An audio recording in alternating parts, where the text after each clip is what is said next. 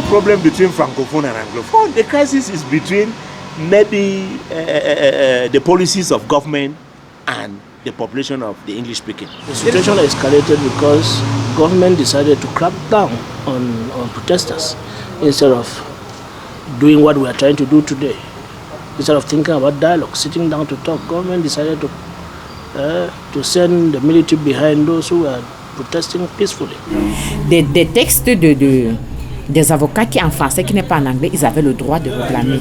Mais j'ai condamné la manière de réclamer. Mais on dit toujours, on ne peut pas faire les omelettes sans avoir cassé les œufs. Le problème est que les œufs qui ont été cassés sont plus nombreux pour faire ces omelettes.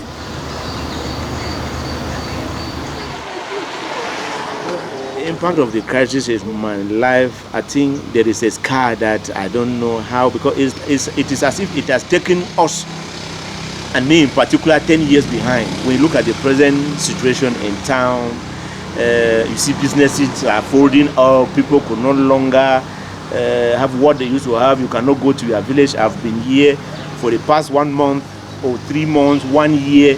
I am unable to go to my village to meet my parents. I think the impact is quite huge on me. It has become a tradition in me that I go home after 3 months. For 3 years now, I've not gone home.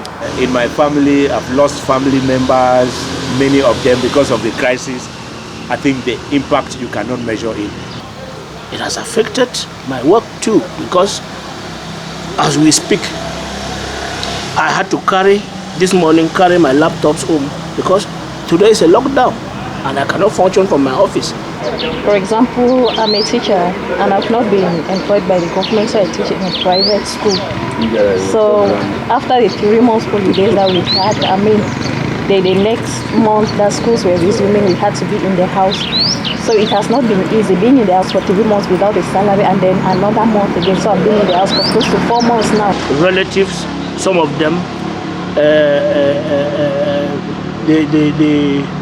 they live with me, whereas if the country things were normal, they would not be with me. They are compelled to be with me. It's another load. Which is another load. So responsibilities have increased. I'm able to go to my village to go and visit my parents. Yeah. Yes, and the transport fare also is very high. So there's no way for me to even go home and to visit my parents. Bouddha, Bamenda, c'est 5 000. Alors qu'avant, on payait ça 500. 500. Moi, j'ai payé 5 000 pour Bamenda. The cost of lodging, house rents have increased, and the consequences, the impact of the crisis are far-reaching and far beyond.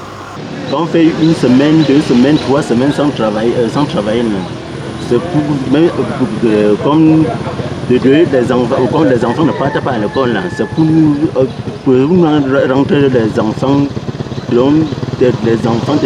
l'enfant qui était à la maternelle à ce temps-là, jusqu'à nos jours, n'arrive même pas à écrire eux-mêmes son nom. Le peu que j'ai fini là, je ne peux pas aller me ravitailler parce que partout est fermé. On est obligé de supporter jusqu'au jour qu'on ouvre avant que je puisse voir ce qui est fait. You just live from hand to mouth. The little amount that you have gathered for the past years, that is what you go into now and you are trying to fit. And most of the times you even have money to buy something, but places are locked down. Quand on dit route fermée à Bamenda, c'est comme si l'activité s'arrêtait là-bas. Mais quand on ouvre les routes, quand tu vois le marché là, c'est autrement. Ça veut dire que si le régime de plantain était à 500 francs, directement c'est 1500. Parce que ces gens veulent s'apprivoiser. Oui, parce que bientôt, il faut rentrer et on va fermer les routes. Il faut que tu aies tes provisions. Il faut que tu aies de quoi vendre. Oui. Even the children we're having in the region, we've had to spend double the price to send children either in Bafoussam or to Yaoundé. I think it's a very unfortunate thing that is happening to the region. Moi, je peux dire que je suis né ici et j'ai grandi ici. Donc, je ne sais pas où aller. Ce n'est pas mon village. Je dois recommencer ma vie à zéro. Donc, c'est mieux de supporter. La majorité de nos frères ont quitté pour aller à Bafoussam, Douala, de Yaoundé. Et ils sont là en train de souffrir. Parce que c'est pas facile quand tu es dans une vie, tu fais déjà dans les 10 ans en avance pour nous dire que tu es déjà un ancien là. Même si c'est comment tu sais comment tu peux débrouiller. Escape from our homes from Bamenda to here, and life has not been that easy. From Bamenda to here, I have many internally displaced people living with me here. My brothers, because they were afraid of the gunshot, because if you stay in Bamenda, you don't even know where even your enemy can do something. Exactly. Yeah, so they have escaped to come and stay here with me. I'm a married woman with 3 kids. Then I have 5 of my brothers living with me. Then I have my sister's children, 6 of them.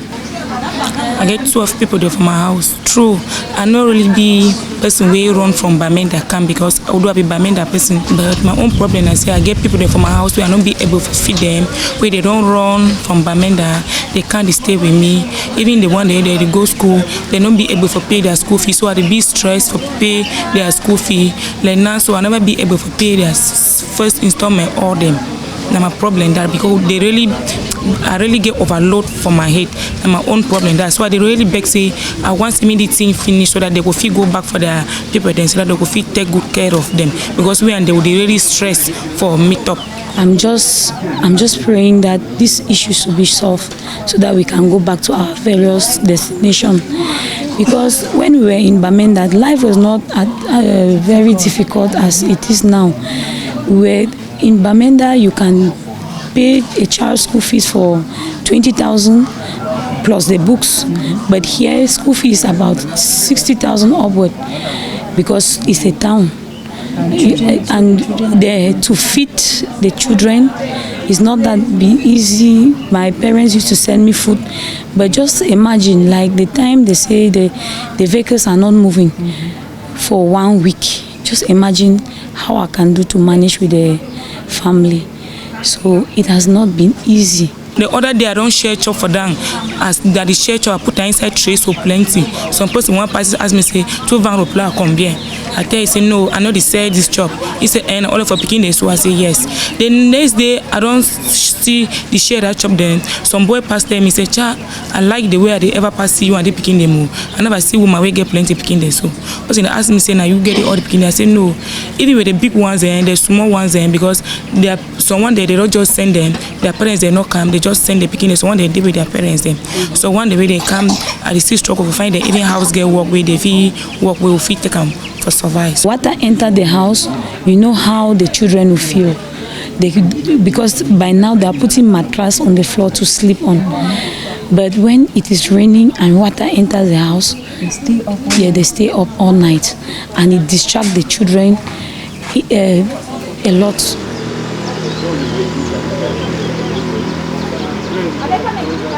I have listened, even those who talk within the context of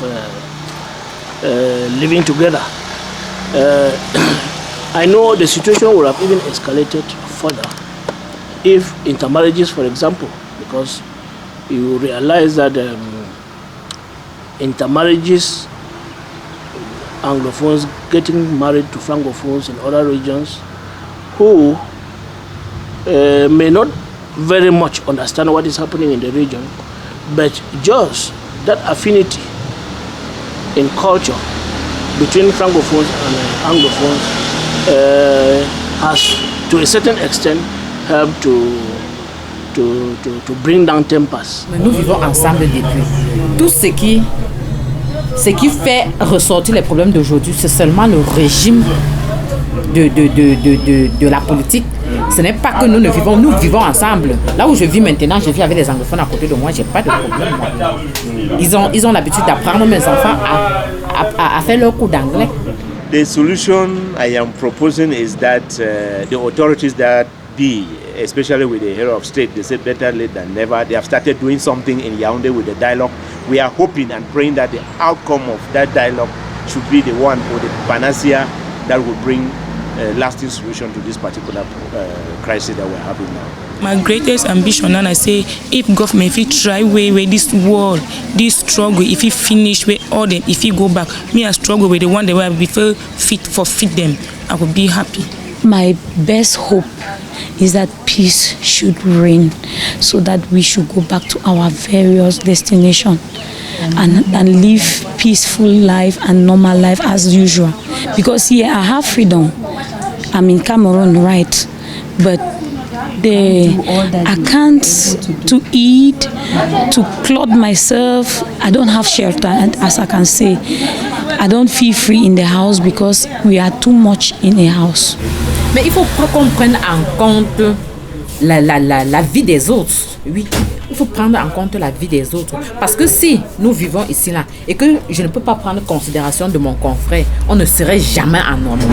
Jamais. Il faut prendre la vie de chacun et peser et on s'assoit, on prend. Donc on prend une résolution pour pouvoir collaborer entre nous. Power has not been given to the grassroots, to the local collectivities. So it is an indication that for 26 years decentralization has not worked. 23 years. Okay. So if people have gone to the streets to protest, and after 3 years, when close to 2,000 people are dead, civilians including the military, and we decide to go and sit down to talk, and we think that the solution will be what people have rejected, because people have rejected decentralization. So you cannot go to a dialogue table and come out with decentralization as solution.